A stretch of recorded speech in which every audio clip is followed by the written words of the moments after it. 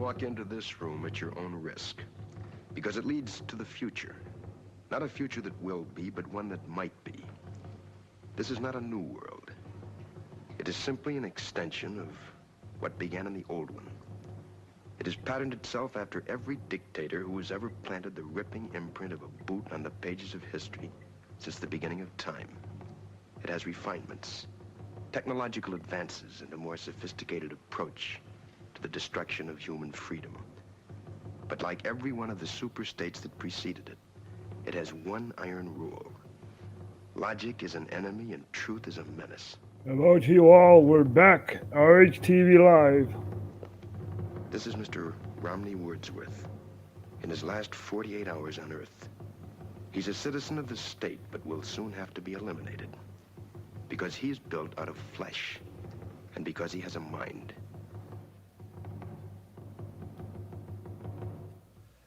You've been under investigation, Mr. Wordsworth, for the mandatory period of 1 year and 11 months. You're found to be obsolete. The purpose of this hearing is to make a finding in the matter and make a sentence accordingly. Do you understand that, Mr. Wordsworth?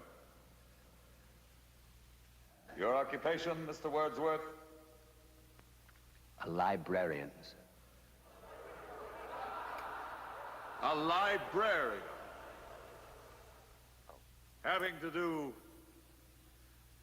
with books. Yes, sir. Books. Since there are no more books, Mr. Wordsworth, there are no more libraries. The field investigators in your sector have classified you as obsolete. Your rights are as follows, Mr. Wordsworth. You are to be liquidated within a period of 48 hours. You are obsolete, Mr. Wordsworth. A lie. No man is obsolete. You have no function, Mr. Wordsworth. You're an anachronism, like a ghost from another time. I am nothing more than a reminder to you that you cannot destroy truth by burning pages. You're a bug, Mr. Wordsworth, a crawling insect, an ugly, misformed little creature who has no purpose here, no meaning. I am a human being. Delusions, Mr. Wordsworth. Delusions that you inject into your veins with printer's ink. The narcotics that you call literature, poetry, essays, all of it an opiate. You have nothing but spindly limbs and a dream. And the state has no use for your kind. I don't care. I tell you, I don't care. I'm a human being. I exist. And if I speak one thought aloud, that thought lives, even after I'm shoveled into my grave. The Chancellor, the late Chancellor, was only partly correct. He was obsolete. But so is the state, the entity he worshipped. Any state, any entity, any ideology that fails to recognize the worth, the dignity, the rights of man, that state is obsolete. Yes, that state is obsolete. Very good episode of The Twilight Zone. You know, the obsolete man. You guys should look it up. Yeah. We're streaming from Maastricht, which is in the south of the Netherlands, as you can see here. And if we expand, you'll see the Netherlands. There you go. Wait.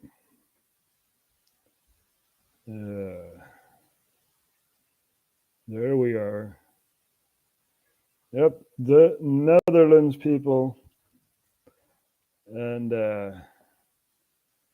let's take a look at what's happening around the world, right? Let's take a look at countries like Sudan, for existence. You know, it's like a lot has been happening there. So here you have Libya, which we bombed. And over here we have Chad. And Chad is actually having a peace conference in Doha, which is in Qatar, which is in the Arabian Peninsula. There you go. here you have Qatar. Wait, there you go, Qatar. You have a very big building where they have conferences and stuff like that. And they're talking about having a peace conference in Qatar, Chad. And that peace conference has been delayed. Now, why has it been delayed? Let's take a look at this here. This is Al Jazeera, which is Qatari, from the Qatari government. So let's see what they have to say. Chad again delays a dialogue on national peace. The military government, opposition groups, and rebels were supposed to start discussions on a new constitution and holding elections. So after a year of political turmoil, what will this mean for Chad? This is Inside Story.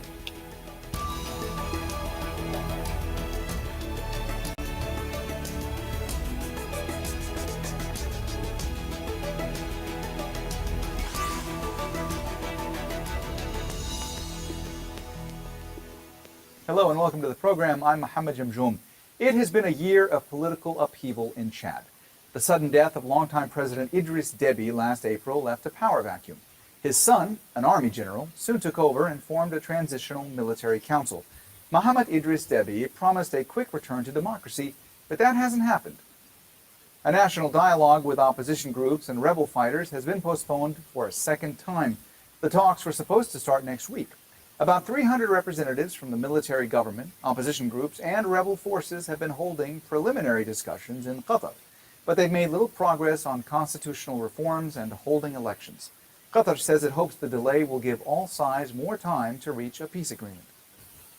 So how did Chad get here? Rebels launched a major incursion in the north of Chad during elections last year. A day after winning the poll, President Idris Deby was killed while visiting the front lines. His son, you see, all these rebel groups came from the overthrow of Gaddafi, right? The overthrow of Libya. And Obama had said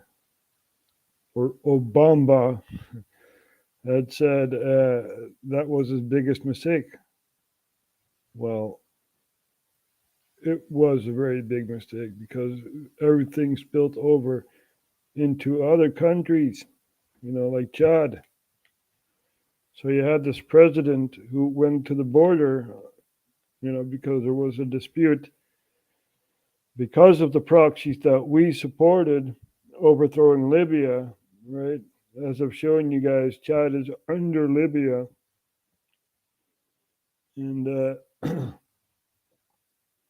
that's what basically happened, The president went to the border and got shot there. And since then, you have an interim government.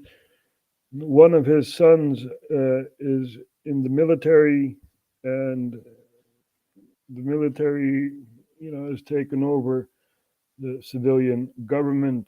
So, and there are lots of, these rebel groups, they find other rebel groups and maybe they'll fight or maybe they'll, connect and be a bigger group. So, that's what's been happening up north in Chad. Now, that is bad, right? But in neighboring Sudan, where also the proxies went towards the government also failed there, and you have a military government installed in Sudan.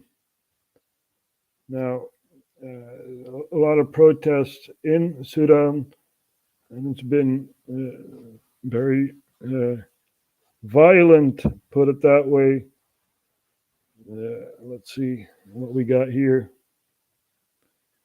At least 168 killed in violence in Sudan's Darfur. So that's because of a protest. And 6 months since the coup, the military coup, Sudan promises to keep up democracy fight. So they don't want to be ruled by the military. A brutal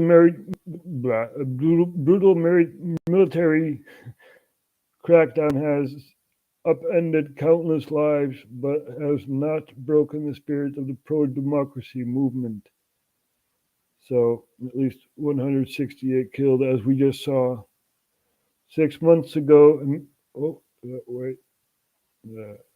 Sudan's military staged a coup that put an end to Sudan's failed democratic transition that had begun with the removal of longtime ruler Omar al-Bashir 3 years ago. So there you have it, people. There you have it. Yet another country ruled by military. So yeah, there's a lot going on, a lot going on. And these people will not give up the power and not give up fighting for a voice, for their voice to be heard. And yeah, it's very saddening to see. So, why has Chad delayed national peace dialogue? Yeah, I ask myself the same question. So, we want peace. We don't want war. We don't want to fight each other. I mean, come on. It's like so past 20th century, right? It's like, yeah, no war. We want peace. We don't want war in Ukraine either, We don't want that. We want peace. We were actually on the right path towards peace, towards world peace, world peace. But then the elections were rigged, and you're allowed to say that, right, on YouTube? Oh, well, we all know it. And, now you have President Biden giving a hand towards no one, really. Biden gives a hand to no. There you go. Here is the most powerful guy in the world giving a hand to no one. Of America. God bless you all.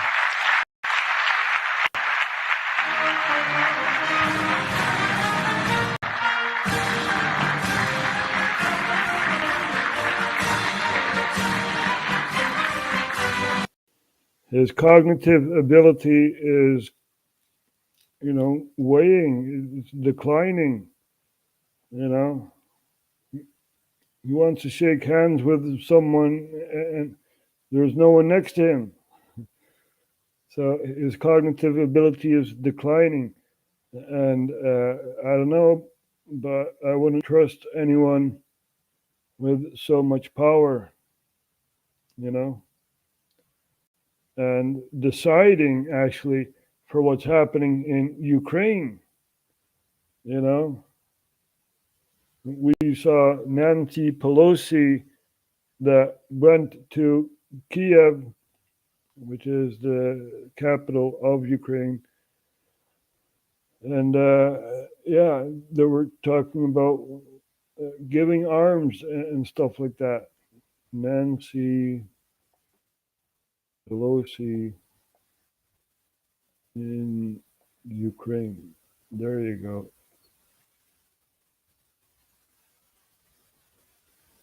House Speaker Pelosi visits Ukraine.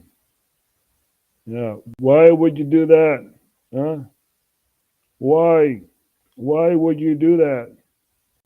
The country is in a war with Russia, and now you have like American emissaries going to Ukraine. Why? Why? You have to ask yourself why. The Democrats used to be a party of peace, but it's been deformed ever since Kennedy was, assassinated. It's been deformed. Now it's all LGBTQ, whatever stuff. And, it's insanity. These people do not know what they are doing. And ask Victoria Nuland, right? Because she was the one person that actually overthrew an elected government, right? She had a telephone call with, what's his name? Pyatt, Jeffrey Pyatt. And she said, well, screw the EU, doesn't matter what they think, screw them, and we'll just do our stuff in Ukraine. And now you have the third most powerful person in the US politics going to Ukraine. What, to arm them? What is she doing in Ukraine? Well, let's take a look here. Я вам вдячний по-перше, за цей сигнал потужної підтримки України, потужної підтримки Сполучених Штатів, народу Сполучених Штатів, Конгресу і двопалатної підтримки, і двопартійної.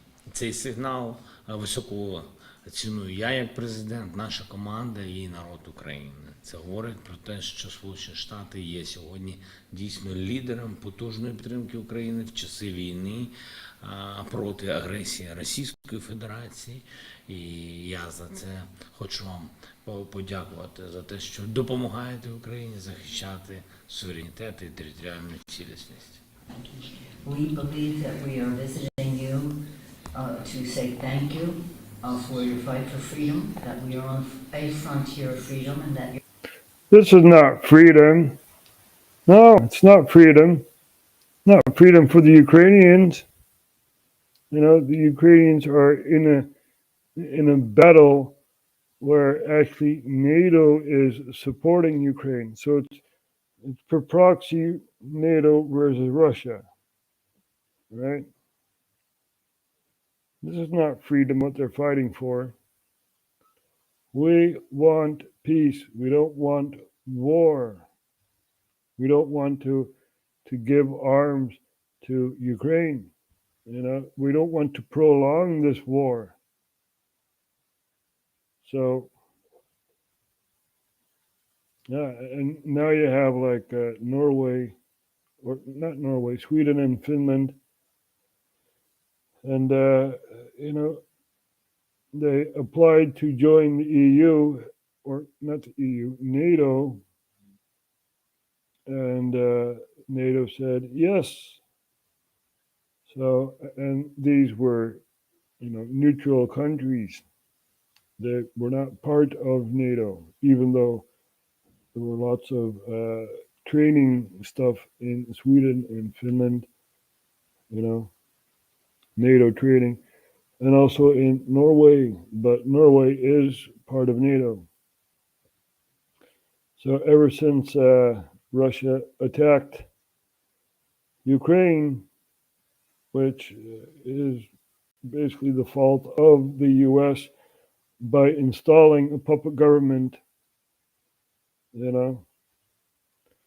What, you don't believe me? Okay, well, we'll take a look at what Victoria Nuland said. Victoria Newland. There you go.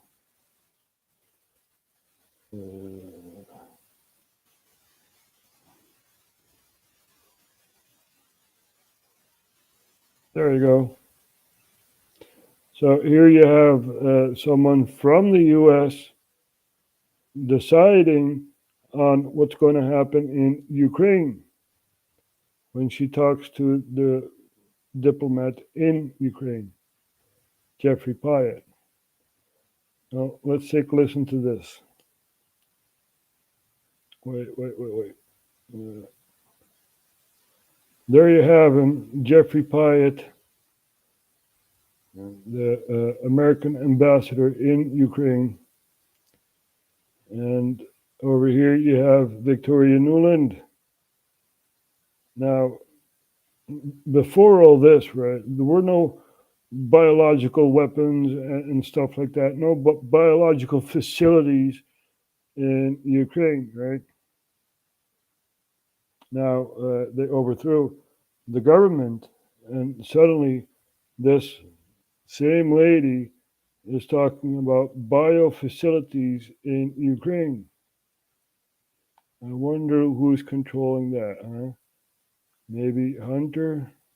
High-ranking official talking about diplomatic efforts in Ukraine, the last thing you want to do is drop your guard.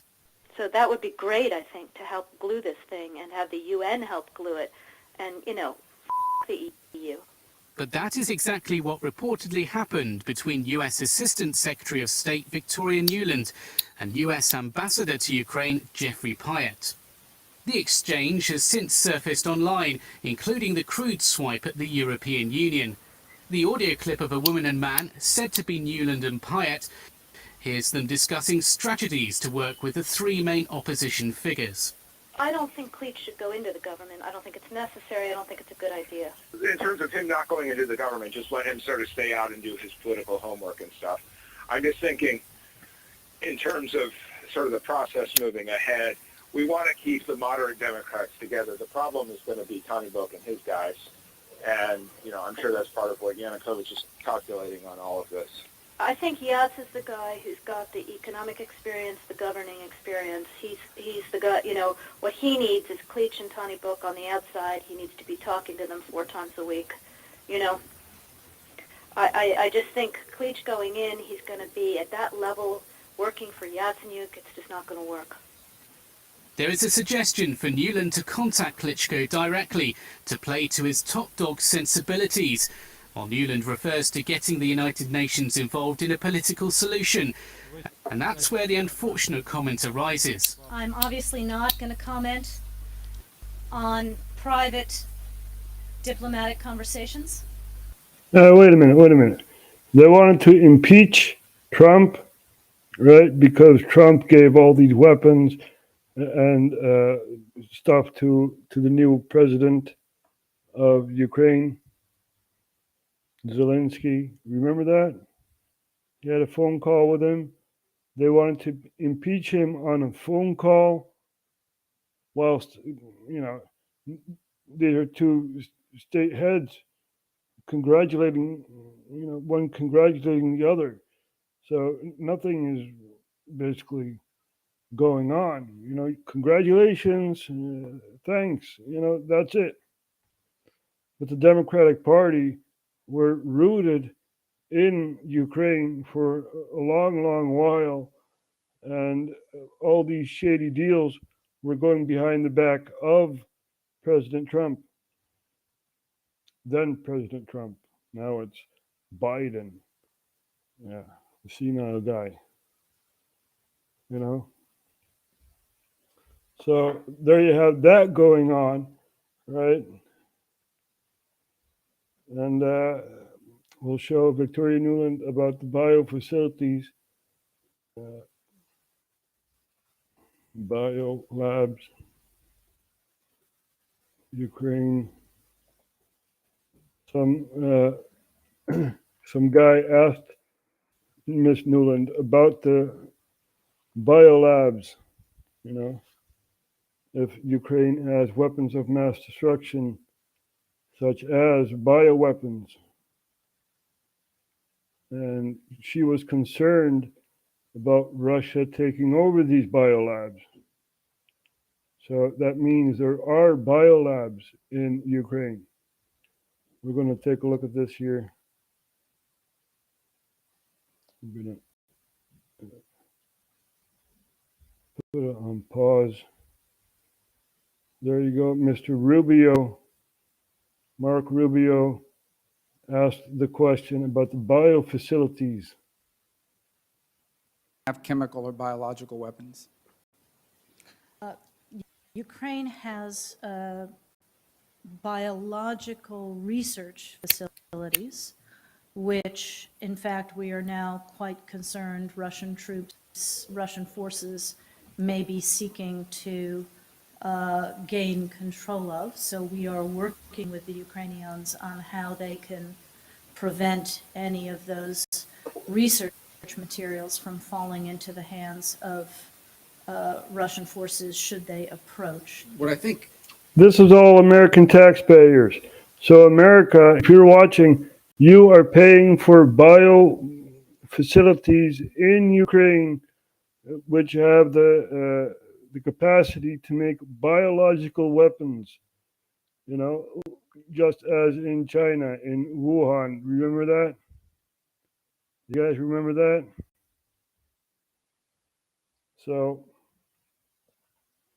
and it's still a conspiracy theory. You know, if you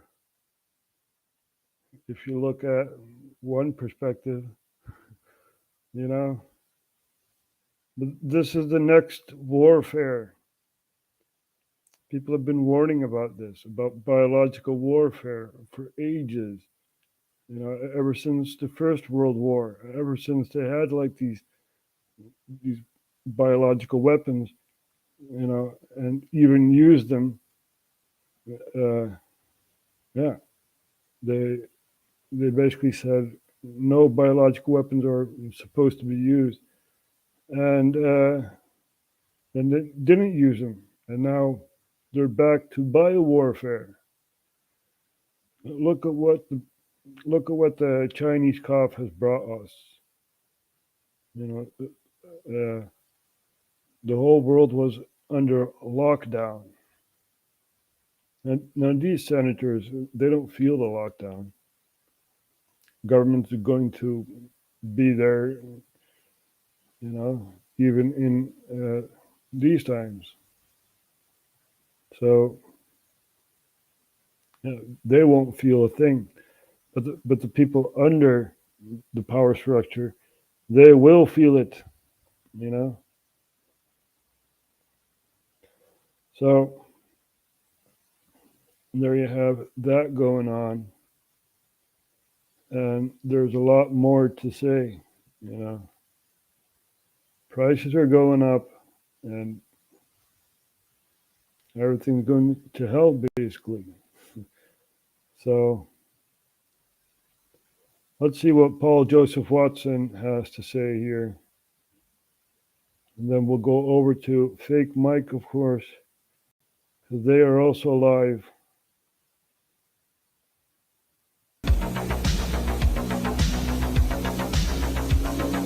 Well, the Supreme Court could be set to overturn Roe v. Wade, and the baby killers are big mad. No, you can't just stop us murdering infants. New current thing programming just dropped. Those Ukrainian flags are so last month. TikTok is awash with shit libs shocked at the prospect of not being able to execute newborn babies.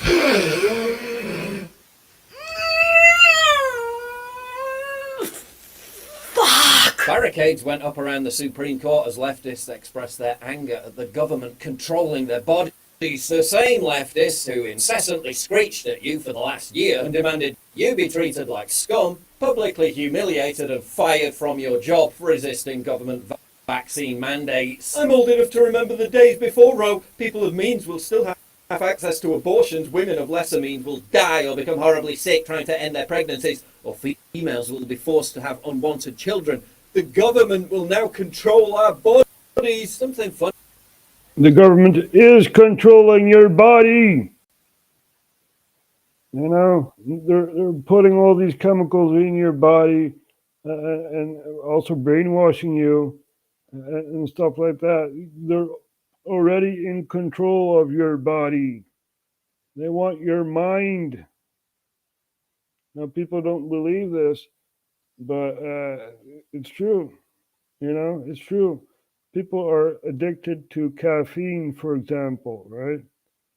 Now, caffeine is the biggest drug in the world. Everyone needs coffee. So it's an addiction, you know? And the government doesn't regulate the coffee beans, but that is an export product, and the government, you know, gets money out of the export. So they do have a small hand in it. So there you go. Our minds are molded largely by men we never heard of. Funny about shitlibs who wore masks and furiously demanded everyone else wear them for the past 2 years. Now complaining about the government controlling their bodies. My body, my choice. Bad when you do it, okay when we do it. Shitlibs when they realise they might now be forced to abandon their efforts to sexualise kids and go back instead to devoting all their resources to butchering them in the womb. No! Imagine being this upset that more babies are born. Babies are cute. Do you cheer when they drown puppies? All this also provides another opportunity for rampant misandry. Men should have like 1% stake in the abortion debate. Your opinion means nothing to us. Go sit in a corner. Now that is insanity, basically. You need 2 people to make a child, right? Wrong. You can go to some clinic and get yourself injected, and no partner needed. Nope. That's what's going on, people. Yeah, it's amazing. The last thing I want to see on here is Chisholm men with any opinion on the subject of abortion and Roe. I don't give a fuck about your thoughts and feelings right now. Be quiet. Isn't it amazing that people have this opinion? You know? Because I certainly have a voice on abortion. I don't like children being aborted. I don't like that. It's all about government power, you see? And we don't want government deciding over our body. We have the decision over our own body. Now, if other people say otherwise, like you have to wear a mask or whatever, no, it's your decision. It's your choice. You know? People are scared of freedom of speech. It's insanity, man. It really is insane. Because if you look at the people on Twitter, they're freaking out, man. They're really freaking out. We're going to show Project Veritas, right, where you see this Twitter meeting. And they were freaking out about some Elon Musk, you know. I don't care if Elon Musk has power over Twitter. I don't care. I really do not care. You know, but all these people are sitting on their throne deciding if that comment is good or not. And they're basically scared of losing their power over the audience. So we're going to take a look at this here. How does the board and Mr. Musk plan on dealing with a mass exodus, considering the acquisition is by a person with questionable ethics? The question of attrition, as Parag stated, one of the themes of today is continuity. and ensuring that Parag and this leadership team continues to operate the business successfully on behalf of our users, on behalf of our customers. And that has obviously been a big topic of discussion at the board. And as I mentioned, an area that is important to Elon Musk as well, because of the importance of Twitter as a service. With no board in place, who will keep Elon accountable and how?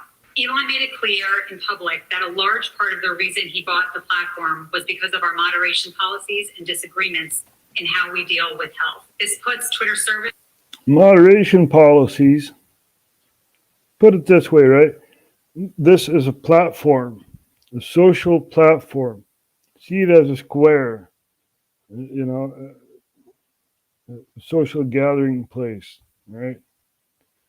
Now, right now you have people on this square saying, you're not allowed to say this, you know, we're going to fact check on that, and this and that, you know.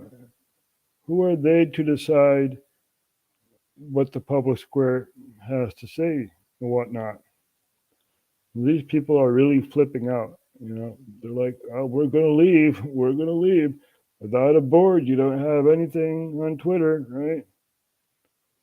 Well, it started out very small, just as Facebook and other platforms. You see, people like to communicate with each other.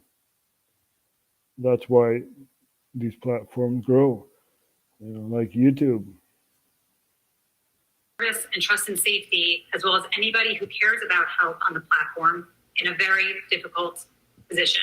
Twitter service, the role of our policies, and the capabilities we've built around content moderation are fundamental to keeping Twitter safe and growing. I believe that there is a lot of work we have to do to continue making that better. How can you make a platform like Twitter safe? You know, there's a lot going on the public square, you know? And tell me, how come a president of the United States is still not on Twitter anymore, banned from Twitter, banned from that public space, you know, whilst the Ayatollah in Iran, who's stating death to Israel and death to the US, he can stay on Twitter. Even the leaders of the Taliban can stay on Twitter. You know, but the president of the US, nope, you're not allowed to on Twitter. Nope. No freedom of speech. We have to control your speech. Right? These people are really flipping out. Sometimes that means more thoughtful moderation. Sometimes that means making things simpler. Sometimes that means changing product incentives to be able to solve problems through products sometimes instead of policies. During the last All Hands, you said that you trust Elon Musk. The correct quote was, we trust him. So who is we? And talking to Elon, what made you trust him? And based on the conversation I had with him when we were excited to have him join our board, that was because as a major shareholder and an opinionated user, we wanted that voice in our boardroom so that we could learn. Is there an updated understanding on what free speech means? The question behind the question. What does free speech mean? Oh, you can say a lot, right? But if you say the building is on fire whilst the building is not on fire, that you can provide that under free speech, but that is incitement, you know? If you provoke a large crowd by saying there's a fire in the building, you know, that's incitement. And that is not allowed. You know, you could get fined for that or even get arrested for that. So there is a limitation on free speech. But should you put that on a social platform? Really? You really want to control all these people? I mean, come on. Bush said there are weapons of mass destruction in Iraq. Now that's also free speech, right? But there are consequences on what you have to say. question here, which is where might Twitter's product go as a private company in the future once this deal closes? To best gain perspective on this, as I said earlier, we'll find ways to bring Elon for a Q&A with all of you to understand better what his vision for the future of Twitter might look like. So there you have it. People on Twitter are freaking out. Oh, we got Elon Musk as an owner of Twitter. Oh my God. Oh my God. I'm going to leave Twitter. I'm going to leave it. Oh my God. Really? Really? Okay. Just leave Twitter then. You know, go find another job. I thought that Biden provided like many, many jobs. Yeah, right. I do like President Trump though. And he was in Nevada. Trump, Nevada. Let's see if we can find that on YouTube. It's 1 year ago. Nope. Where was it? Greenwood somewhere. I believe it was Greenwood. Greenwood.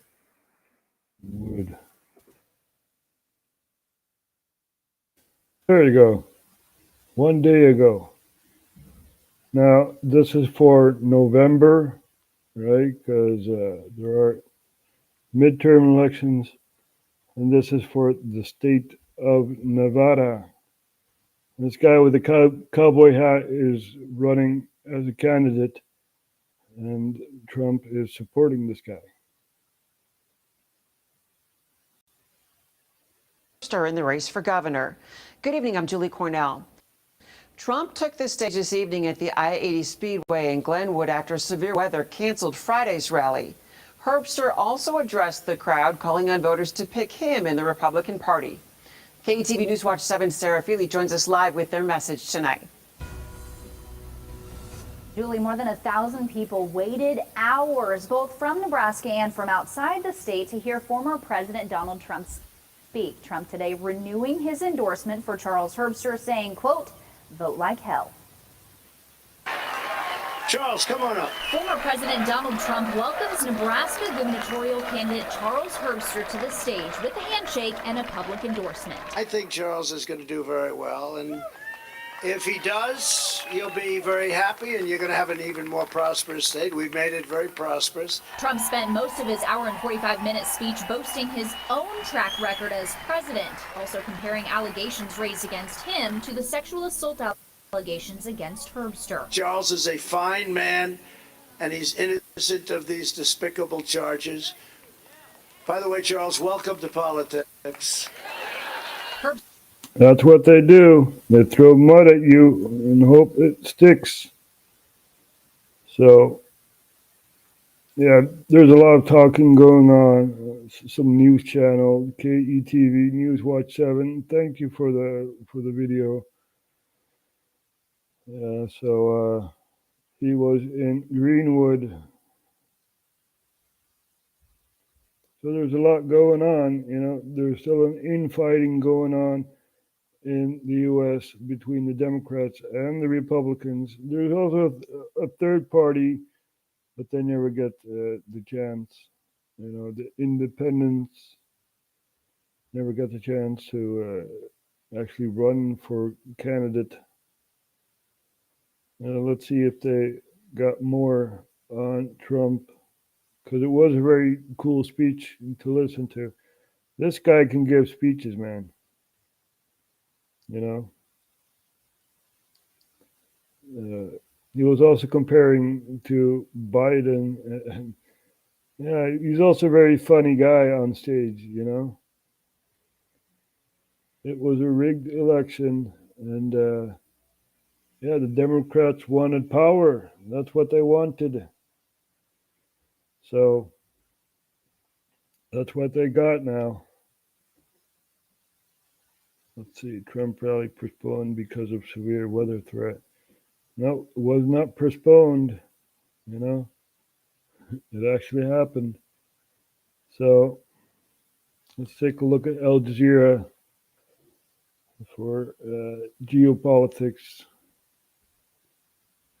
Because, most networks on YouTube, most American networks, they don't really talk about geopolitics. They talk about what's happening in the U.S. Take a look at Newsmax, for instance, right? Newsmax TV. Well, I don't see anything about geopolitics. 14 states suing Biden administration over asylum. You see, nothing about geopolitics, And this is why the Americans are ignorant about what's happening outside of their country. Some even need to go outside of the country to see what's happening inside the country. Because it's all one-sided news. It's not objective anymore. Now, Project Veritas, I like them. Yeah, I do like them. They're somewhat independent, I guess. I guess they're also financed by this or that group. But there's no geopolitics on American YouTube networks. And it's a shame. Really is a shame. Now, they can talk about Johnny Depp for hours, but they won't talk about Ghislaine Maxwell, right? Nope, no Ghislaine Maxwell. Well, you will hear it on Fake Mike Real News. They were also live. Fake Mike. I hope they're still alive. Fake Mike Real News. There you go. Yeah, they are still live. So I'm going to show you this. 135. They use all these numbers as the point. This is the code. Alphabetical order, forwards and backwards with the rules of numerology. I'm just giving you little highlights, but every number that's been up on the screen for Kobe Bryant factors into his death. It's just a lot to explain. And again, he was traveling from Catholic Mass. Can you do me a favor and write out Society of Jesus? Catholic Society of Jesus? Just Society of Jesus. Society of Jesus is the official name of the Jesuits. And remember, we started with the encoding of 74, how it relates to Jesus, how Masonry relates to 33. London, again, is 74. It's divided into 33 neighborhood areas, like Jesus is 74, crucified on the cross at 33. Out of the 50 states, there's only one state that equals 74. It's the 33rd state, Oregon. So this 7433 is a Masonic thing, and it's a Jesus thing. And again, it's the Society of Jesus. So I guess they're talking about numerology and stuff like that. It's very interesting. Now, with regards to Society of Jesus, there's something to say about all these numbers on the screen. But let's just start with the most pure cipher, 56. When I say U.S. history in 56, does it stand out anywhere to you, Will? Say again? 56 in U.S. history, the founding of the country. Does that number stand out to you anywhere? Weren't there 56 signatures of the... You win. Yes. And what's the most famous signature on there? Oh, John Hancock. What age did he die at? 56? I bet you guessed, but you got it right. Yeah, I did guess. Smart man. And again, if you type in Washington, D.C., you'll see it's the same. But, well, actually, yeah, go ahead and type in Washington, D.C. You'll see it's got the 56 and the 187. Now, these numbers aren't arbitrary. If you can type in the word Abrahamic for me. Abrahamic.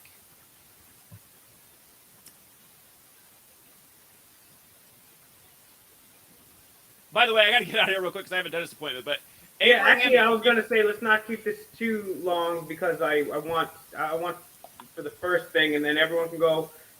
All Zach's info is in the description. His book, his YouTube, his Patreon, his PayPal, his Facebook, Twitter, all that are in the description. It's the top link in the description. So please support V. We are supporting each other. I'm also streaming you, Will. So very interesting, that numerology stuff. There's also something to look at, So there's a diverse set of topics that we're talking about. And let's see what this is. Intel News with Man. Okay. Let's see what this is here. Let's see what they're talking about. Yeah, and you better watch it or I'm going to put more stinky on you. Hey, this is a good place for a stick up. Hey, I'm just going to say, whoever smelt it, dealt it, okay? Yeah. Hey, we love you, Doc. So that's probably a public cafe or restaurant, or put it that way. You know, people talking with each other, communicating with each other.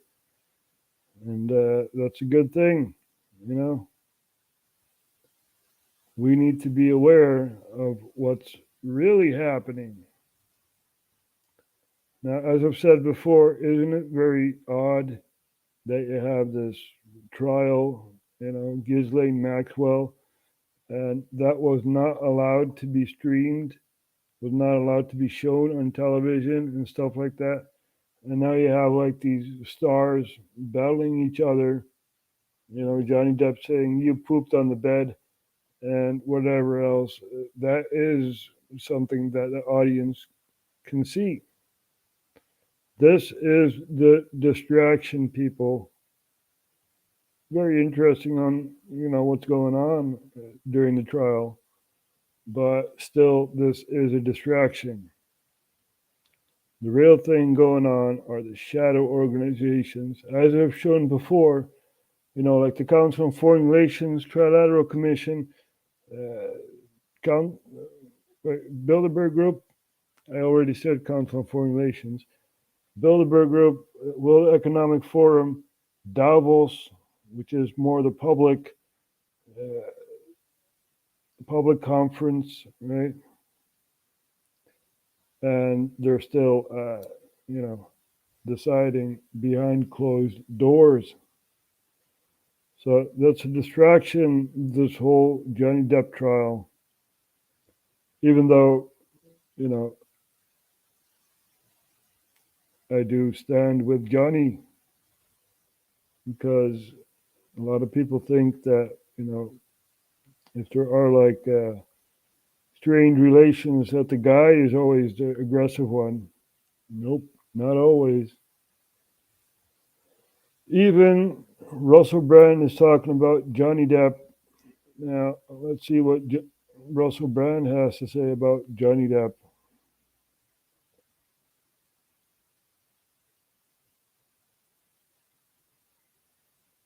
No, the sound is off. As it continues, what do we learn about addiction, relationships, and the increasingly bizarre spectacle of celebrity? Hello there, you 5.6 billion awakening wonders. Together we grow, the light shines brighter, we awaken together. If you don't subscribe to this channel yet, subscribe to this channel now. And if you ain't turned on the notification bell, clanging away in your mind continually, dinging away on your phone, never letting you have a moment to yourself to reflect, then turn it on now if you'd be so kind. Let's have a look together at the ongoing Johnny Depp Amber Heard defamation trial. We did a video about it last week, but the spectacle continues, the interest continues. What is it about this trial that has captivated the world's attention? Is it because the coronavirus pandemic has acceded into the background? Is it because people can't take ongoing horror of Ukrainian war reportage? Is it that we continue ultimately to be magnetized towards pain and suffering? Something about it draws us in. Let's have a look at some of the coverage from our old friends on the mainstream media, who, as you know, I believe we can rely on for versions of the truth almost any time, day or night. All eyes continue to be transfixed. It's not very nice that your eyes are transfixed on something, is it? That means that you've got no choice, that your eyes have sort of been glued to it. And in a sense, that's an accurate piece of reporting, because you can't look away. Have you ever been in a hold-up on a freeway or motorway, and then when you've got to the point realised that it's on the other side of the road, and the only reason that there's a traffic jam is because people are slowing down to look. There was no actual obstacle. This is a curious time for our culture, and a lot of things are circling around this trial. A lot of emotions, a lot of unconscious energy is being processed. A lot of fear, a lot of loathing, and given that it's Johnny Depp, who usually plays Hunter S. Thompson about once a month, is a good thing. On the Johnny Depp and Amber Heard $50 million defamation trial. Isn't it,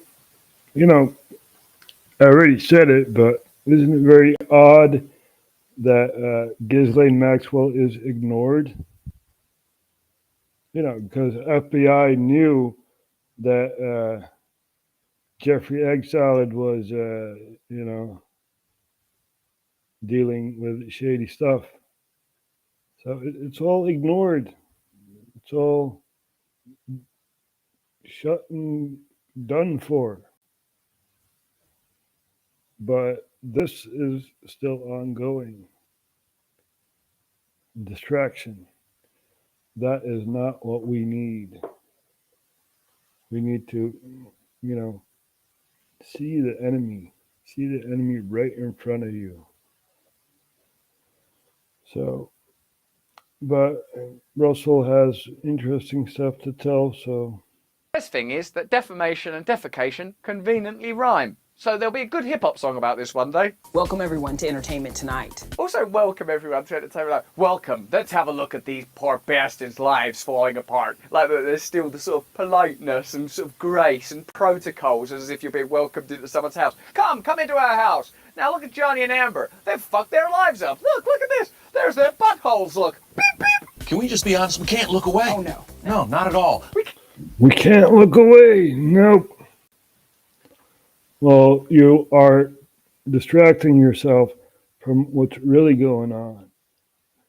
Like these people in an African country like Chad still fighting for democracy, and Sudan still fighting for democracy. That's what you have to be concerned about, not Johnny Depp.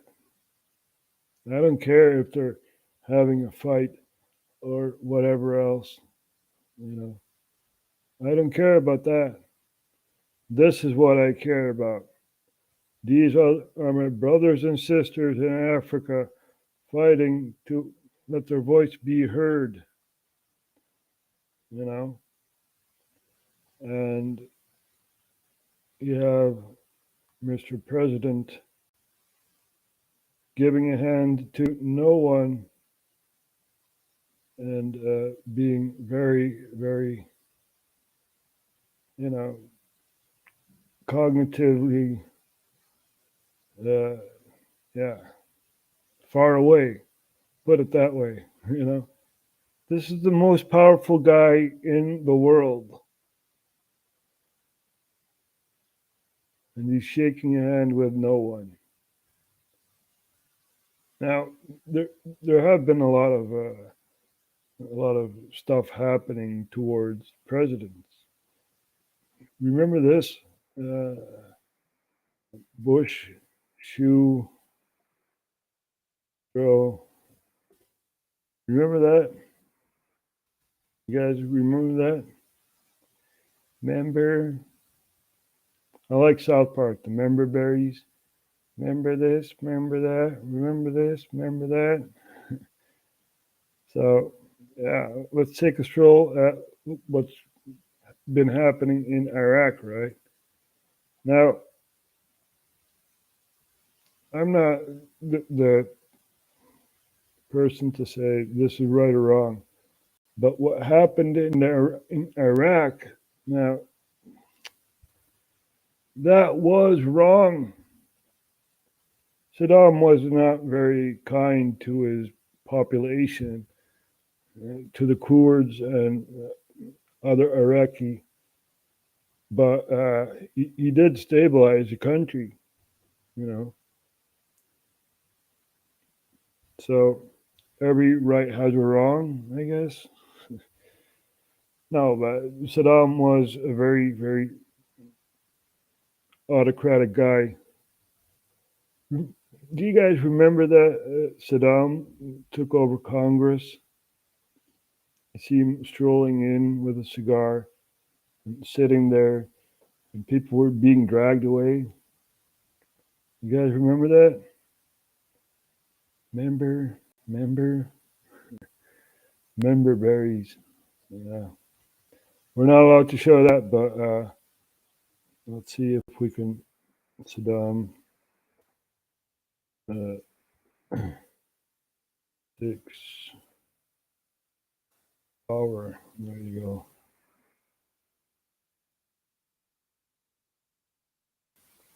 Here you go. Now, before Saddam, there was the monarchy, right? Iraq had a monarchy. Because of England, they installed a monarchy there. And the Ba'ath Party overthrew the monarchy. And you have this other guy who had the power. Now, Saddam overthrew the other guy, right? So here you have the purge.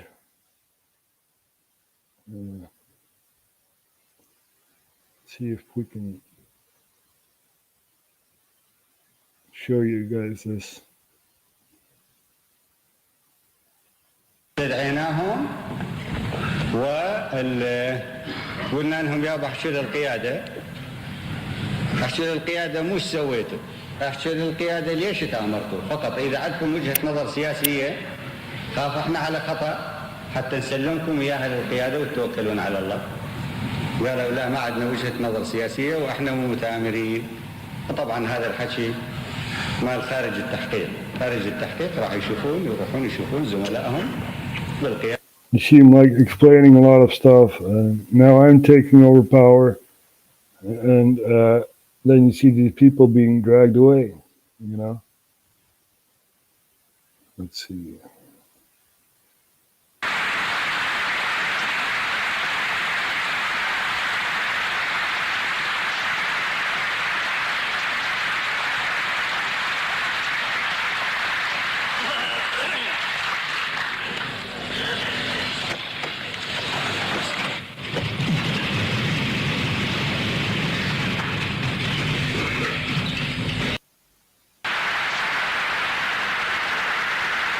Oh well, just take a look at it, you know, and you'll see that people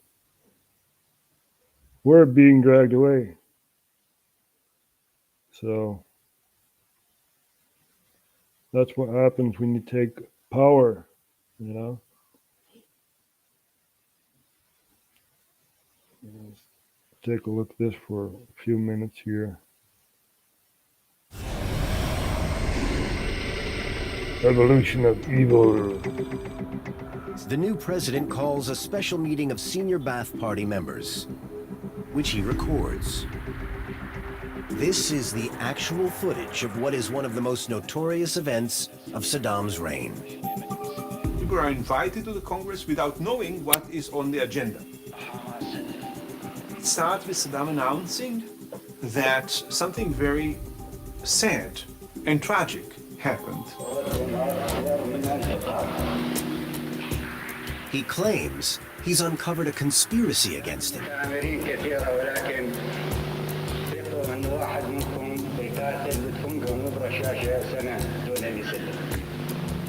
He then introduces senior Ba'ath Party member Muhi Abdal Hussein Mashadi, the man Saddam claims is the plot's ringleader.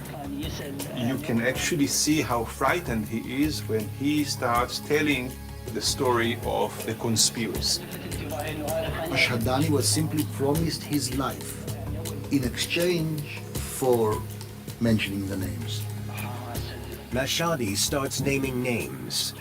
You see how ruthless this guy is? You know? So Saddam was not a good guy, but yeah. For every wrong there's a right, I guess. Or you know. He was an ally of the US. There are pictures of him and Rumsfeld. Remember that guy? Saddam Rumsfeld.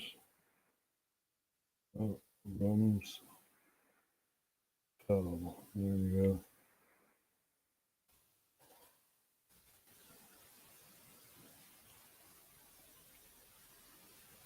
Here you guys go.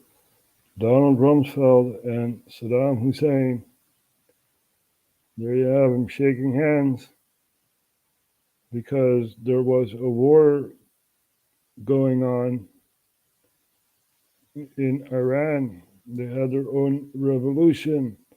You guys remember that? Remember that? Remember? Yeah, they overthrew the Shah, who was basically a puppet of the West, as they see it, and installed the Ayatollah, who is still, reigning his power and critiquing Israel over the West Bank and the Gaza Strip, and they're right about that. The Palestinians are also people. They need to be left alone. Give them their own state. That's what they want. They'll keep on fighting for their own state. So, yeah, even the Kurds are fighting for their own state. Because as we know it, there was a Kurdistan during the Ottoman Empire. So,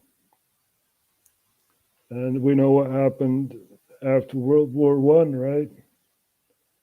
The Allied forces drew the maps and put in kings and stuff like that, like in Saudi Arabia, Lawrence of Arabia. You guys remember that? Remember? Yeah. Let's show the member berries. Right. Member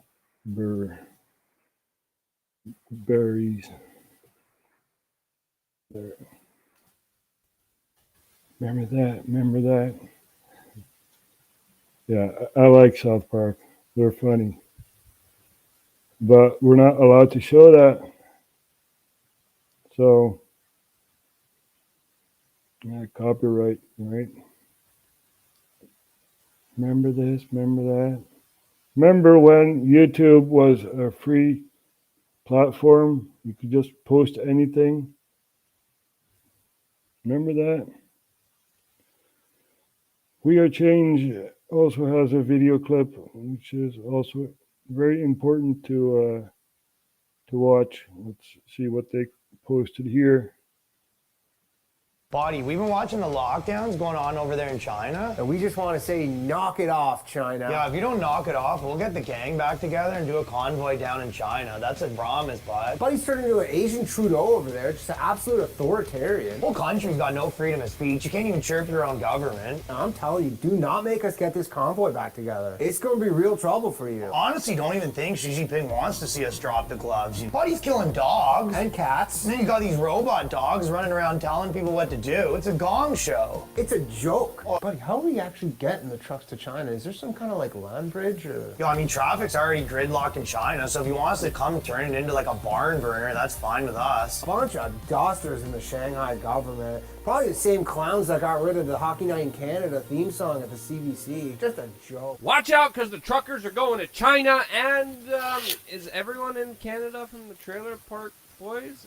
Serious question. Welcome back, beautiful and amazing human beings. This is Lukadeski here of WeAreChange.org, and we're going to lighten things up on today's broadcast and talk about abortion, the leaking of the decision, what's going on here, what's the plan, what's the chaos, what's going to be happening next. Well, we're going to be talking about that plus a lot more, as well as the latest major bombshell dropped by Elon Musk. But before we do that, plus a lot more, the clip that we played in the beginning of this video is, of course, by by Ryan Long and Danny Polishchuk with their latest video when Canadian truckers threaten to come to China. An amazing video. We only played a small clip from it. If you want to watch the full video, definitely check out our description. We have linked it down below.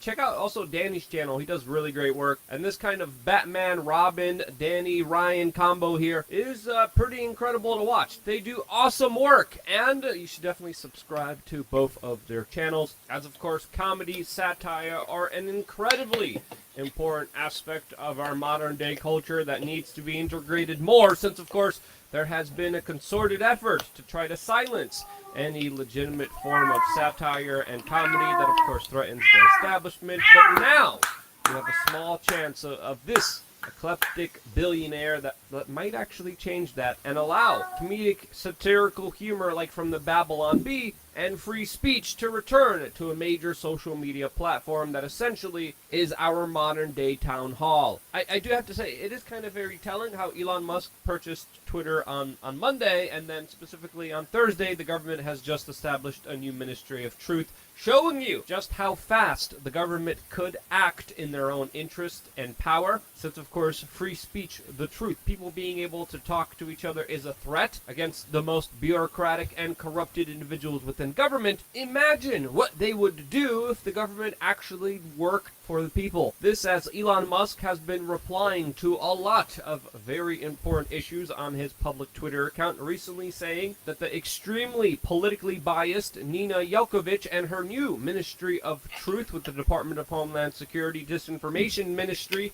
and when her previous old statements, which were deleted by the way now, were unleashed, showing how she wasn't neutral, wasn't unbiased at all, Elon Musk decided to respond to a collage of those statements by saying, quote, "All is well," that's Orwell, of course making a reference to 1984, and one of the biggest eye-opening statements that Elon Musk recently responded to was another latest attack piece by NBC that put out more emotional dribble that was absolutely nonsensical or logical, which Elon Musk responded to by saying, NBC basically saying that Republicans are Germans during the 1930s, going on and then specifically saying, quote, "Same organization that covered up Hunter Biden laptop story, had Harvey Weinstein story early and killed it, and built Matt Lauer and his abuse case against his office workers, quote, lovely people." This, as a lot of people in this conversation on Twitter brought up the fact that many Twitter accounts were suspended for even talking about Ghislaine Maxwell, which...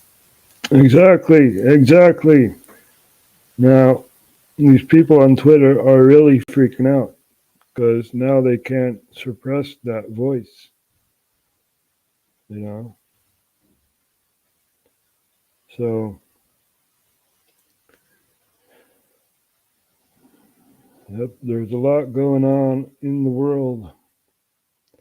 Now, as I've said before, Sweden and Finland, they're going to join NATO, which basically they're not neutral anymore.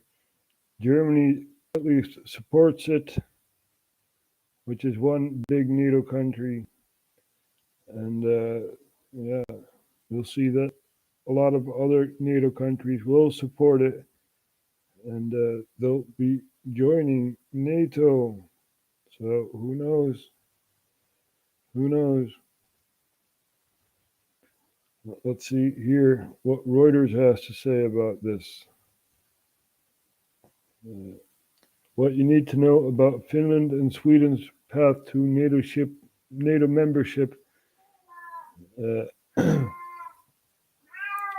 public opinion in Finland and Sweden has changed since the Ukraine war. Since Russia's invasion of Ukraine, Finland and Sweden have been considering applying for membership of the NATO military alliance, which would mark a major policy shift in the Nordic region. So there are some steps that they have to, hoops that they have to go through to join NATO. Other countries must approve of this, and I don't know. They're one step closer to joining NATO. So, as I've said before, Germany approves, and yeah, it's going to be a very dangerous thing because Finland is attached to Russia for a large part, and the capital, St. Petersburg, is near Finland, as you can see. You see? So Russia, they don't want this, and they're one step closer to NATO. So very, very dangerous times. And the last thing I saw on Russian news, which is not allowed in the European Union anymore. We're not allowed to watch Russian news. But last I heard, they were going to think about nuclear strikes on either Finland or Sweden. So very, very dangerous times that we live in, And basically, I cannot blame Russia for this, basically. How would America feel as, ballistic missiles were on Cuba? You guys remember that? Remember berries? Ballistic missiles on Cuba, the Cuban Missile Crisis. You guys do have a recollection of that, right? Cuban Missile Crisis. Cuban Missile Crisis. There you go.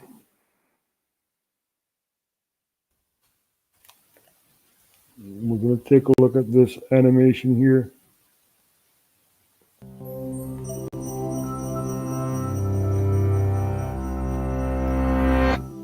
It's not hard to imagine a world where at any given moment, you and everyone you know could be wiped out without warning at the push of a button. This was the reality for millions of people during the 45-year period after World War II, now known as the Cold War.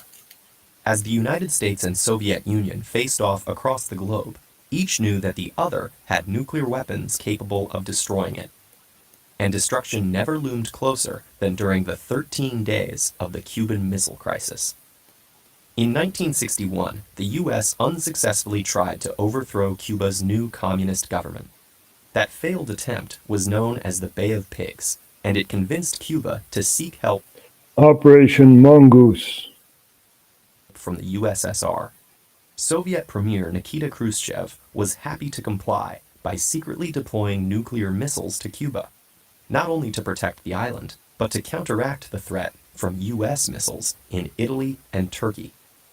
By the time U.S. intelligence discovered the plan, the materials to create the missiles were already in place. At an emergency meeting on October 16, 1962, military advisors urged an airstrike on missile sites and invasion of the island. But President John F. Kennedy chose a more careful approach. On October 22nd, he announced that the U.S. Navy would intercept all shipments to Cuba. There was just one problem. A naval blockade was considered an act of war. Although the president called it a quarantine that did not block basic necessities, the Soviets didn't appreciate the distinction. In an outraged letter to Kennedy, Khrushchev wrote, "The violation of freedom to use international waters and international airspace is an act of aggression which pushes mankind toward the abyss of world nuclear missile war." Thus ensued the most intense 6 days of the Cold War. While the U.S. demanded the removal of the missiles, Cuba and the USSR insisted they were only defensive. And as the weapons continued to be armed, the U.S. prepared for a possible invasion. So there you guys go. Some U.S. history from a Dutch person. So, yeah. And right now, the weapons are aimed at Russia, because Poland accepted nuclear missiles. Now, where would Poland put their missiles? Where do you think Poland would put their missiles? Right. On the border, of course. And Belarus is also a part of the Russian Federation. So they'll join Russia when this war is expanding, and already is expanding in Moldova, for example. Transnistria, you guys remember that? Transnistria?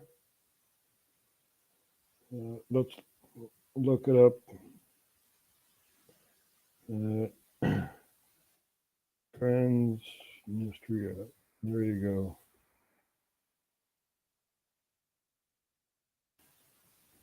It's basically a rogue state within Moldova, and they're being attacked right now, or at least spontaneously attacked.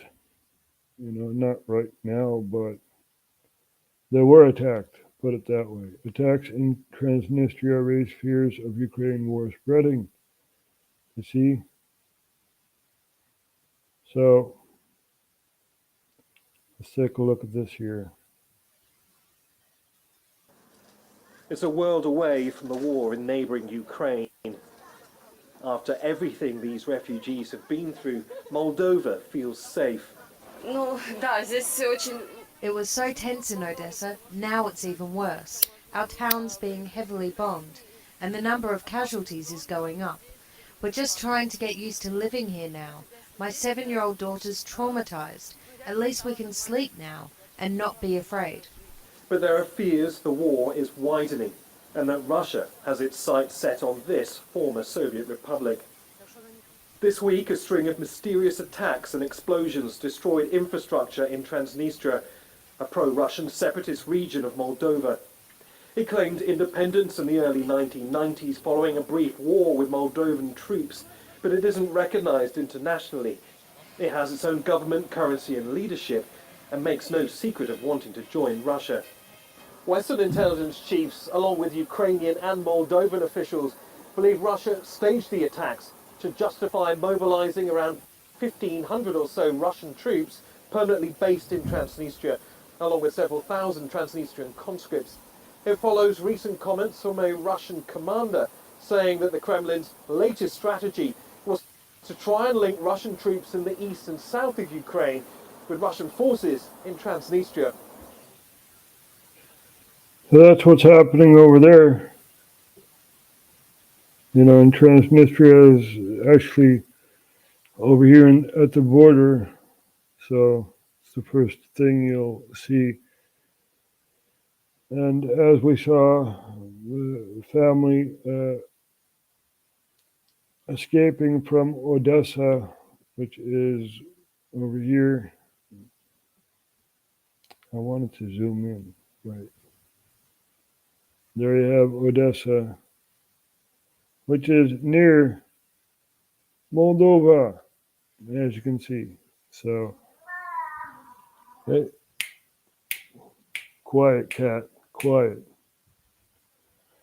So, there you go, people. There's some geopolitics, and who knows what's going to happen. It's a very dark path that we're walking, and maybe Turkey will also show their colors in the Ukraine war. So who knows how far this is going to spread. And yeah, very sad to see this. So we're going to close off and shut down the broadcast. I hope you guys enjoyed it. Look at what's happening in Chad and Sudan, and also Burkina Faso, Mali, and Niger. Look at what's happening in the world, because it's our planet. And no, it's not flat, it's round. So, also take a look at Asia. Very interesting stuff going on there. So, we'll be back tomorrow. And I hope you enjoyed the broadcast. We're here to give, geopolitics and history, and also some philosophy. Now, let's go to Plato and see what Plato actually said. There you go. The world that is invisible, but there arriving she is sure of bliss, and forever dwells in paradise. No evil can happen to a good man either in life or after death. Man's music is seen as a means of restoring the soul, as well as confused and discordant bodily afflictions, to the harmonic proportions that it shares with the world soul of the cosmos. Numbers are the highest degree of knowledge. It is knowledge itself. To prefer evil to good is not in human nature, and when a man is compelled to choose one of two evils, no one will choose the greater when he might have the less. There must always remain something that is antagonistic to good. At the touch of love, everyone is a poet. What is honored in a country will be cultivated there. Of all the animals, the boy is the most unmanageable. The dance, of all the arts, is the one that most influences the soul. Dancing is divine in its nature and is the gift of God. Education is teaching our children to desire the right things. All love should be simply stepping stones to the love of God. So it was with me, and blessed be his name for his great goodness and mercy. The man who hath music in his soul will be most in love with the loveliest. Seek truth while you are young, for if you do not, it will later escape your grasp. Let men of all ranks, whether they are successful or unsuccessful, whether they triumph or not, let them do their duty and rest satisfied. The unexamined life is not worth living for a human being. The wisest have the most authority. Whatever deceives men seems to produce a magical enchantment. I fast for greater physical and mental efficiency. Necessity is literally the mother of invention. Justice means minding one's own business and not meddling with other men's concerns. Our object in the construction of the state is the greatest happiness of the whole, and not that of any one class. Exactly, Plato. Exactly. So, there was also Abraham Lincoln, who said the public opinion is the most worthy, or something along those lines. So, thank you for watching, and let's see the comments here. Frankie is here. Zeno, let's see what Zeno says. Dit is een beetje saai. This is a bit boring. Well, then don't watch. So, I hope you guys enjoyed the broadcast. I hope you are informed on what's going on in the world. And thank you for watching. Thank you for listening. Keep on fighting the good fight. We want freedom. That's what we want. Freedom. See you guys next time.